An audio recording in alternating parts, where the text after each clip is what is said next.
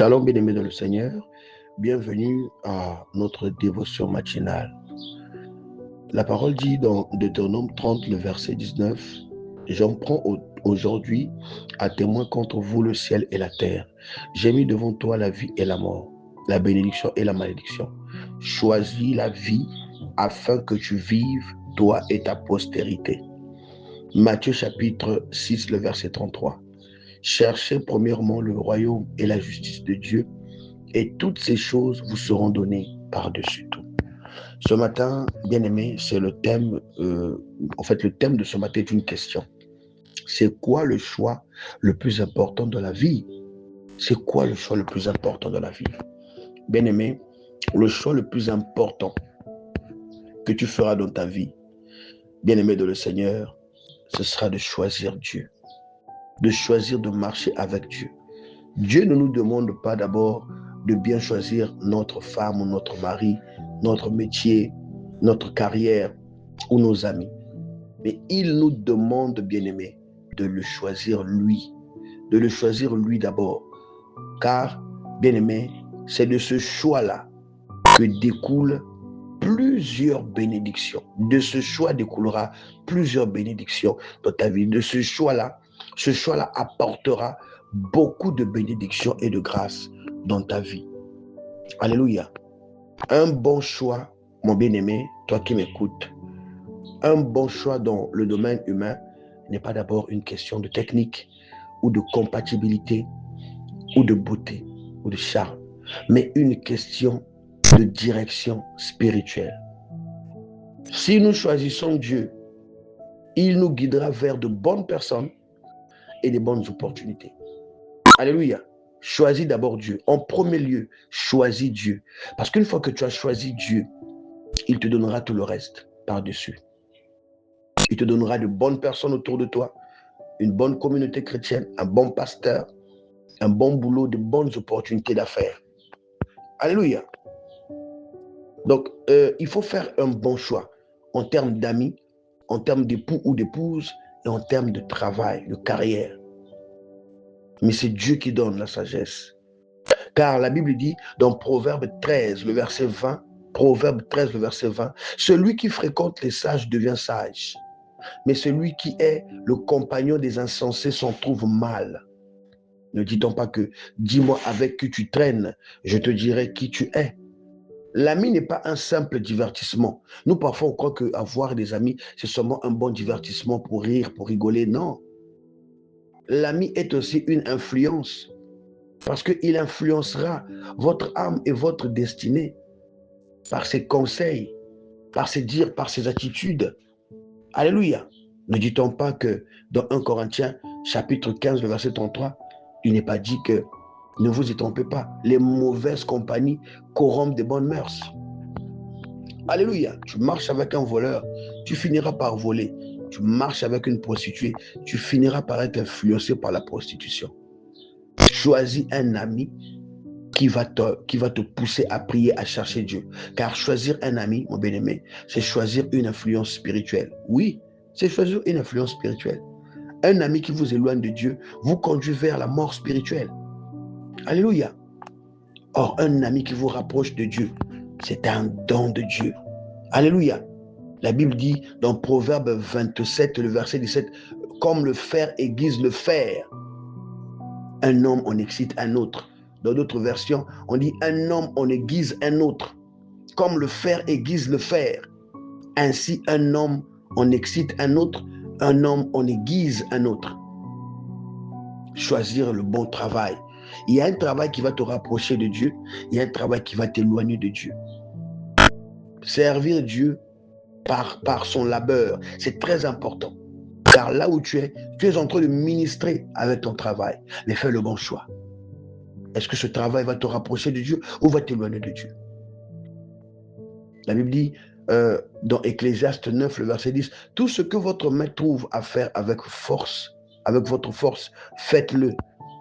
Servez l'Éternel, votre Dieu, avec joie et avec allégresse. » Le travail n'est pas une fin en soi, bien-aimé. Il est un lieu de service, mais aussi un lieu de témoignage.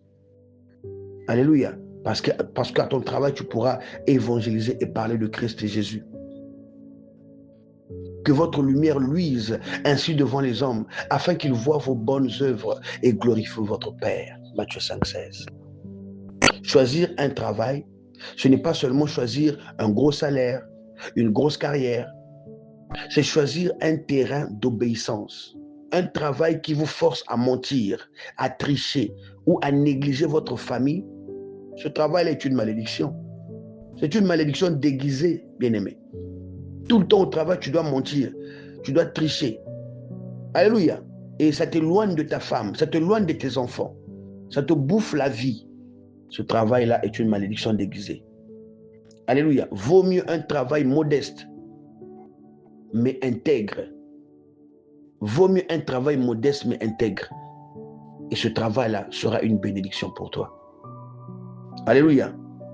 Voilà pourquoi la Bible dit dans Proverbe 15,16, mieux vaut peu avec la crainte de l'Éternel qu'un grand trésor avec le trouble. Alléluia. Demande à Dieu de te donner l'inspiration, de te donner vraiment la direction, de choisir la bonne femme qu'il te faut. Ne dit-on pas que celui qui trouve une femme trouve le bonheur? Alléluia. C'est une faveur qu'il obtient de l'Éternel. Attention, ne choisis pas n'importe quelle femme, ne choisis pas n'importe quel homme. Ne choisis pas n'importe quelle femme, ne choisis pas n'importe quel homme, parce qu'une femme peut être une porte ouverte vers l'enfer. Un homme mal choisi peut être une porte pour l'enfer. Ne vous mettez pas avec les infidèles sous un joug étranger. Alléluia. 2 Corinthiens chapitre 6, 14. Ce verset ne parle pas que de mariage, mais il s'applique pleinement, bien-aimés de le Seigneur, en ce qui concerne une alliance de vie. Alléluia. Une alliance de vie. Soyez bénis parce que vous avez choisi une bonne femme. Soyez bénis parce que vous avez choisi un homme bien. Excusez-moi. Ne choisissez pas à cause de la beauté, bien que c'est important. Parce que c'est quand même quelqu'un que vous allez dormir, se réveiller avec. Prenez quelqu'un qui vous plaît. Mais ne vous laissez pas emporter par la beauté, par l'argent ou par le charme. Parce que tout ça, ça passe. La beauté passe. L'argent, il y aura des moments de galère. Certainement, il y aura des déserts. Alléluia. Parce que quand tout ça passe, ce qui reste dans le couple, c'est la crainte de l'Éternel. Quand on craint l'Éternel, tous les deux, on va se respecter, on va s'aimer. Dans le foyer, quand tu viens dans un foyer, quand tu viens te mettre avec un homme, quand tu viens te mettre avec une femme, un homme sage m'a conseillé et m'a dit, prends une femme qui te respecte. Prends une femme qui t'apporte la paix. Prends un homme qui te respecte. Prends un homme qui t'apporte la paix. Alléluia. Parce que la grâce est trompeuse et la beauté est vaine. La femme qui craint l'Éternel, alléluia, c'est celle qui sera louée. Et pour nous les hommes, Marie, aimez vos femmes comme Christ a aimé l'Église. Un bon conjoint, c'est celui ou celle avec qui vous pouvez grandir vers Dieu. Pas seulement vivre confortablement. Vivre confortablement, c'est bien.